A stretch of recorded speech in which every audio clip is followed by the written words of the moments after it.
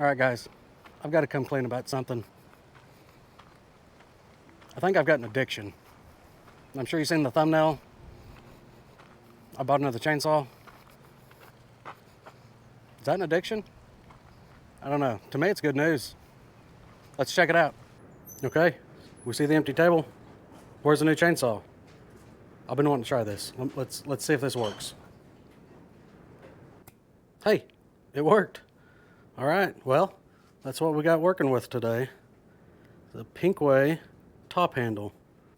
So I've been in the market for a smaller, compact, lightweight chainsaw that I can keep on my Polaris Ranger, just so when I'm going out checking fences or driving down through the trails, if I need to have a little saw at hand to make a little cut, I've got one. So I was unsure what brand to go with, and here a little while back, my buddy Travis at Travis Does Firewood bought a 63cc Pinkway chainsaw, and to be honest, when I first seen it appear on his channel, I didn't have high hopes for it, but after he ran it, he unboxed it, ran it, and he's used it a few times, I'm actually kind of impressed with it. So this is about the cheapest top handle you can pick up on Amazon. So after seeing his video, I thought, well, I'll give it a try. Now, I don't know if something breaks on this, how that's going to be, trying to get parts. I'm sure it's probably going to be a nightmare, and it's probably going to be a one and done type thing, but it may last a while. If it does, great. If it doesn't, then I'm out the little bit of money it cost for it. But let's get this thing unboxed and see what it all comes with, and then we'll get some fuel put in it, get it fired up, and see how it works. Okay, I believe, we'll check the manual, but I believe this is a 26cc saw, and it comes with a 10-inch bar and a 12-inch bar and a chain for each one of them. And it's purple. For sure it's purple. Not sure why they call it Pinkway when everything's purple on it, but it's not my company, that is their company. So, I guess we'll unbox this one.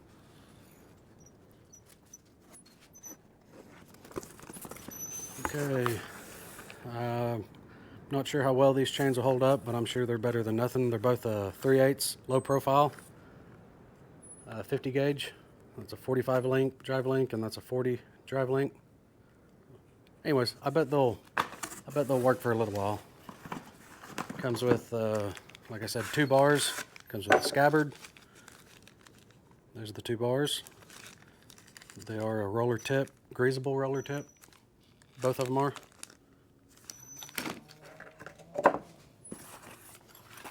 Comes with, looks like probably some tools. Yeah, it's got a little scrunch, little hand file, screwdriver, Allen wrenches, extra bolt maybe, or a bolt for something. I don't imagine the quality of the file or anything like that is going to be real great, but I don't know. I don't really hand file things. Maybe I should. It does say for pro use. We shall see. I do know a lot of the top handles, like from Steel, their warranty's real short time frame on the top handle stuff. It's not the same as a regular saw. And these things are a lot more dangerous than a regular chainsaw. It comes with this little, I don't know, this little gas tank. Looks like you put gas in here and then your 2-mix oil over here. It says 50-to-1 on it, which I'm pretty sure, okay, this side says 25-to-1. I know whenever I was reading the reviews and everything on it, it's got 20-to-1, 25-to-1. I don't know if you guys can read that or not. 40-to-1, 50-to-1 ratios for that. So you fill your oil up in here, put your gas in here, tip it around, shake it up. That might be handy when I'm going hunting and I don't have a lot of room to carry a full-fledged gas can. But anyways, this saw, I do know they recommend 25 to 1 for the fuel ratio. It even says it right there. I don't think we're going to do that. I don't think we're running 25 to 1 at all in it. I think we're just going to go straight to 40 to 1 with it. And see how it does. There's your choke. This is for your air filter. See how it looks. Air filter looks okay. It's got foam on the inside and the screen on the outside. That don't look awful. There's your spark plug. Choke, your on-off switch. It's got a primer bulb right here. Then you got gas and bar oil. It does have a set of dogs that come on it. Kind of surprised to see that. It's got a brake. Not sure how that works. Okay, just tough. It'll free up. Choke handle fell. Let's get that pushed back up in there. Okay. Now something I want to do on this particular saw, since I'm going to go straight to 40 to 1, I'm sure, like I said, warranties on these things, it even says on Amazon that it's non-refundable, because I'm sure once you put gas in it, it is yours. So, but one thing I do want to do is I want to pull the spark plug out of this thing and put my bore scope up in here, and I want to look at the cylinder beforehand. Before we put any fuel, before we start it or do anything, I want to see how the cylinder looks. So let me grab handy scrunch and we'll get this plug out. It's a little tight. Okay, they have test ran it. You can see it's a little brown. That's okay. So let's see where the piston's at.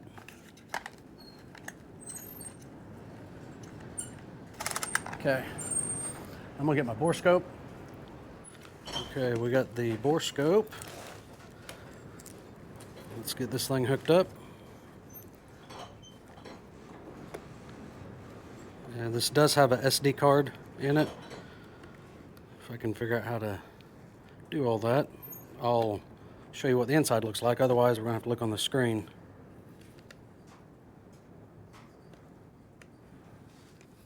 I don't know if you guys can see that or not.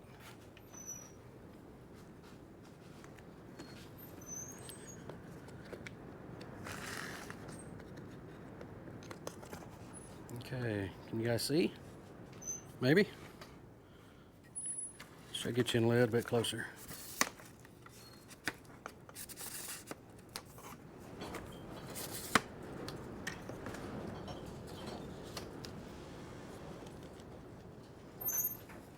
Oops.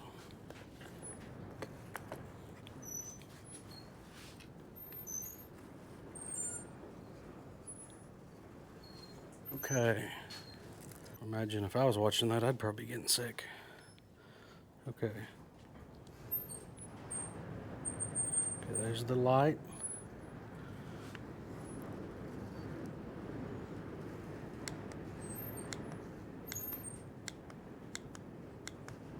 You can zoom, take pictures. Let's change it to record. Okay, now we're recording. So, how does this thing look inside here? Is the light too bright? Whoop.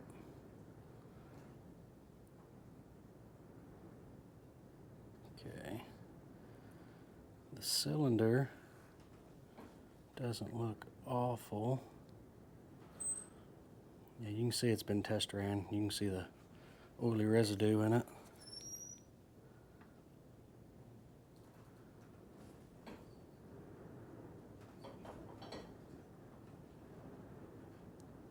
Still see the hash marks on the cylinder, so that's good.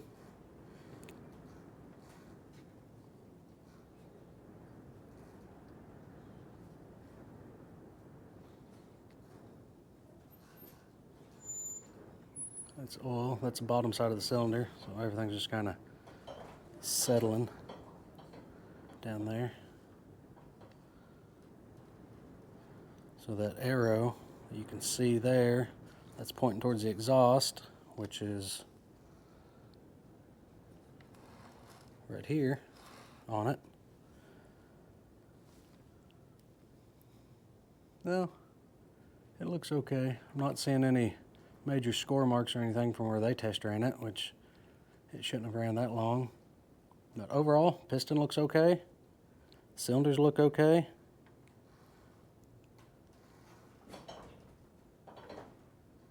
So yeah, after I run this thing for, I don't know, say 4 or 5 tanks of fuel, something like that, we'll do the same thing and see how it looks at running 40 to 1. I am going to be using the Schaefer's oil in it, so we'll see. So you've seen what the cylinder looks like. It doesn't look awful. So since this thing has been test ran, I don't imagine it should take too many pulls to get this thing to fire up. I need to go grab the gas can, the bar oil. Let's get that back on. It won't start without that. Air filter. We'll go ahead and throw probably the 12-inch bar on it. I don't know which bar I'm going to keep on this thing all the time. But nice they included 2. I don't imagine the quality. I don't know. We'll see. I'm going to be optimistic and hopeful that this thing is going to be a good asset to the homestead for many years. So, this is safety chain also. That's, I guess that's to be expected. You see all the, you don't have just the regular riser there. You got this doohickey up here also. So that's supposed to help reduce kickback. Let's get the bar put on. Okay, give me just a second. I'm gonna go grab the fuel, the oil, and I'm gonna go ahead and re-grease these tips. Okay, I got the gas, got the grease for this. Let's just give it a few more pumps. Spin that thing around.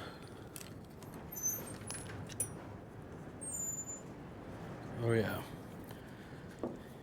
Okay, we'll get this off. Am I miss? Okay, it was just oh, so the backside's got these 2 little tabs that kind of hook in as it lays. That's good to know. Okay, so we got the bar. Stick it up there. We've got the chain. Let's get it tossed on. So let's go around the clutch first.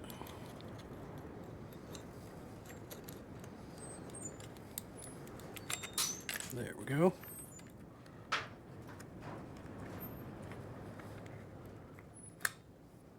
Okay. And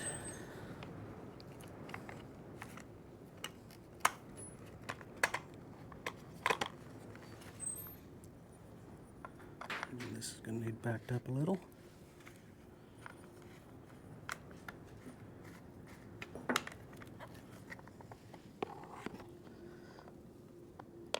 Nope, wrong way.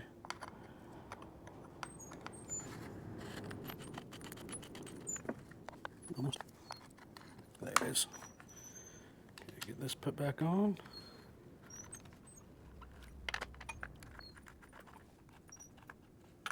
I'm sure we'll have to tighten this thing back up pretty soon. Since all of it's new, it's going to stretch pretty quick. Okay.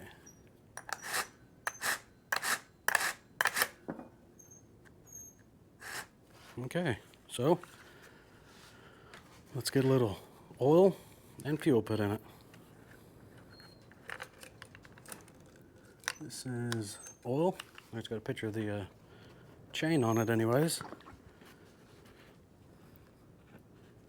Not sure why I just tried to shake that. Oop. A little much. Probably make a little bit of a mess.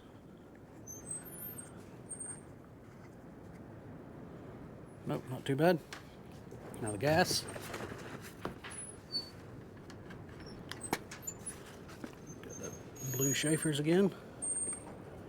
And this is a 40-to-1 mixture. This is what I've mixed up, been running my steels. I don't like that it's at an angle, but I guess beggars can't be choosers either. So, okay, it's got gas in it. How many pulls do you think it's going to take to start this thing?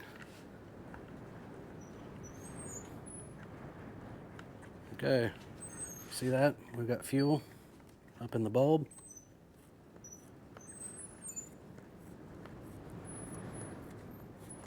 Okay, so I'm going to turn it on, pull the choke up. Let's see.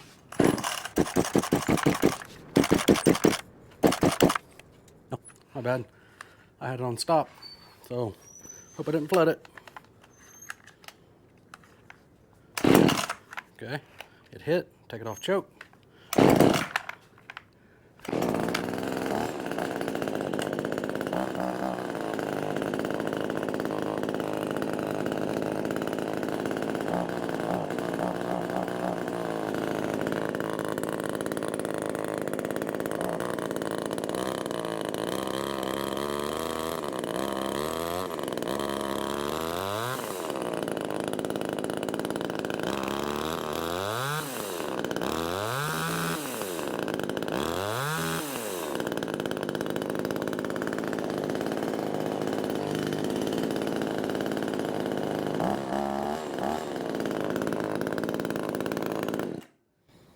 Seems a little sluggish out the gate.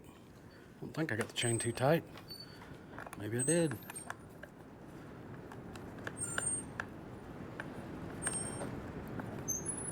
Okay, should be good and loose there. It is. Let's redo it.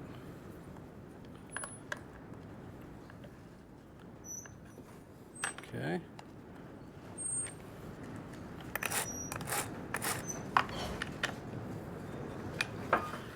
All right, let's try it again. No choke.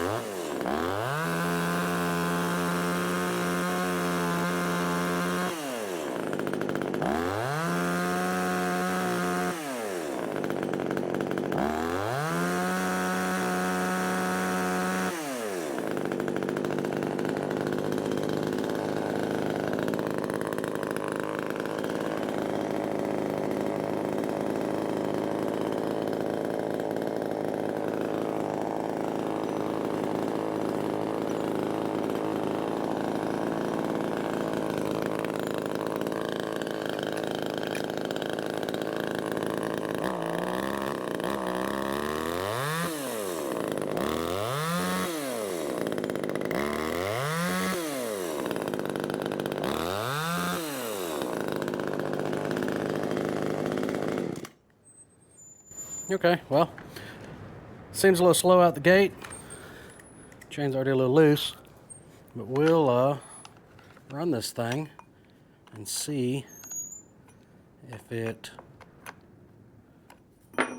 starts loosening itself up. I imagine it will. Okay, all right, well, let's take this thing to the back and cut up a few little limbs that's on the fence. All right, guys. So we're back here. Got a few little branches. That's the neighbor's property right there. They had another tree blow over. So I'm gonna go ahead and fire up this Pinkway and whittle away at some of these branches and see how it does. Hopefully that thing starts freeing up and spinning a little easier. Seems like it's just kind of slow going. So again, this thing's pretty lightweight. I'm actually impressed. Chain's loose. So let's start it.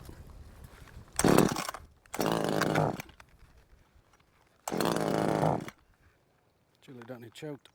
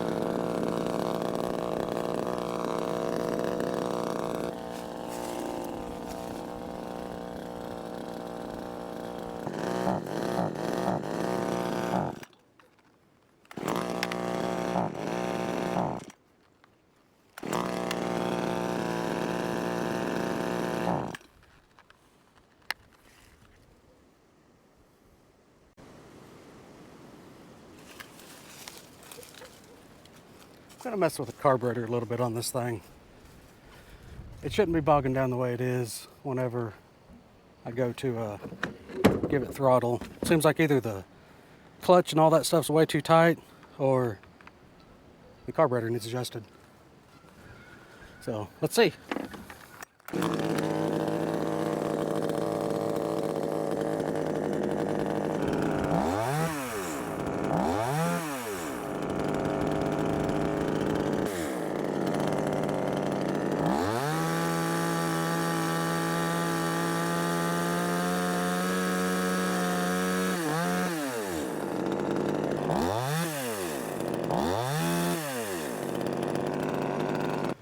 Well, that seems to help. This thing was being real doggish.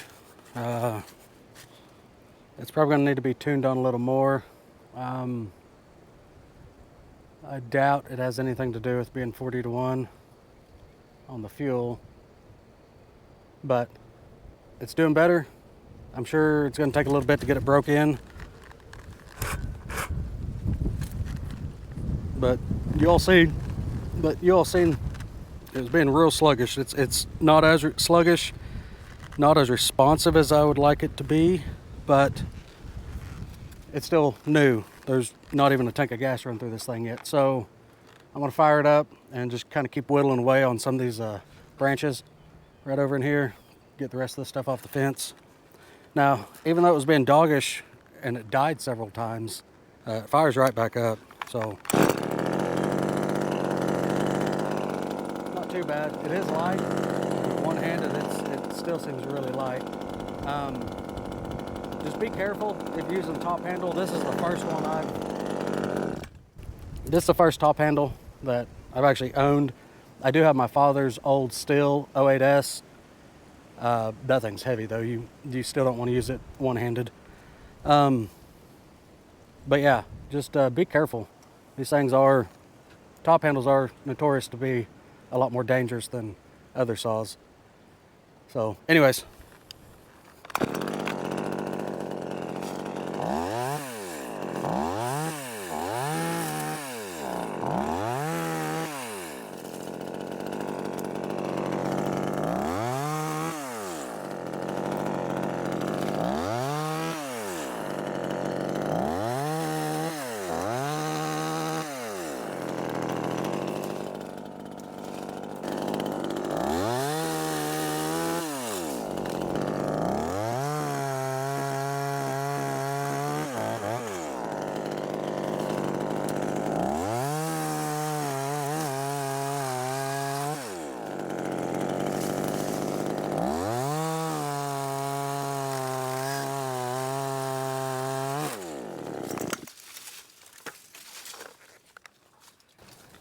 Hopefully it's not already out of gas. Yeah, I bet it is.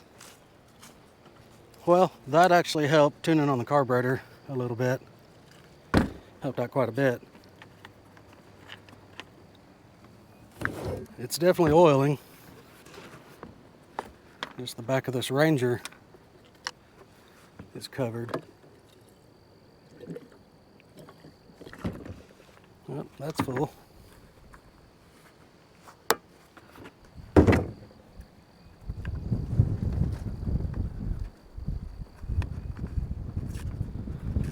Pinkway purple saw.